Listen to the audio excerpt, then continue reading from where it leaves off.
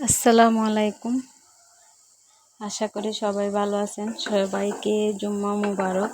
তো আজকে পবিত্র জুমা, আর ছুটির দিন মানে হচ্ছে মেয়েদের বন্ধের দিন, মানে কোন দুনিয়ার ঘরের কোন কান পরিষ্কার করা আর যত যত কাজ থাকবে ওগুলা হচ্ছে বের করে শেষ করে ফেলা। আসলে পরিষ্কার পরিচ্ছন্নতা কোনো একদিন করলেই এক মাস বসে থাকা যায় না। এক সপ্তাহ পর পর কিন্তু প্রত্যেকটা ঘরের কোণ পরিষ্কার করতে হয়। সব কিছু তো পরিষ্কার করা লাগে, আর এমন কিছু জিনিস তো ডেইলি পরিষ্কার করা লাগে। আজকে কোণ পরিষ্কার করতে করতে একটা জিনিসও খুঁজবো, তো যদিও এটা পাইনি আমার পরিষ্কার করে, এরপরও তো আমি আরও অনেক কাজ করেছি। শুধু আমি এই কোণটা পরিষ্কার করেছি তা নয়, পুরা ঘরের কোণ যা আছে সব পরিষ্কার করেছি। কিন্তু আসলে কি জানেন, সব কিছু তো দেখানো যায় না। আর আমার ছেলে একটু বড় হলে তখন আমার প্রপারলি দেখানো যাবে, কারণ সে একটু মোবাইল ধরতে পারবে, ক্যামেরা অন করে মাকে ভিডিও বানিয়ে দিতে পারলে তখন সব কাজ আমি তুলে ধরতে পারবো। এখন আমার তো ক্যামেরাম্যান নিজে সব কিছু এত স্লোভাবে কাজ করা আমার পছন্দ না, আমি পারি না। আমার সব কাজ টাইমের মধ্যে শেষ হয়ে যেতে হয়।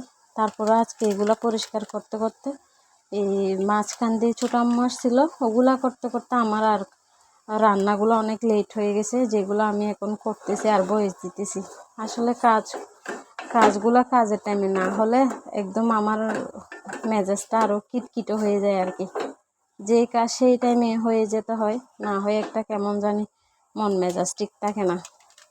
যাই হোক, আর ছেলেরা ছুটির দিনে হচ্ছে বসে বসে মোবাইল টিপে শুয়ে থাকে, আর মেয়েরা হচ্ছে ছুটির দিনে কি করে, ঘরে কোন কোনায় কাজ আছে না এগুলাই পরিষ্কার করে।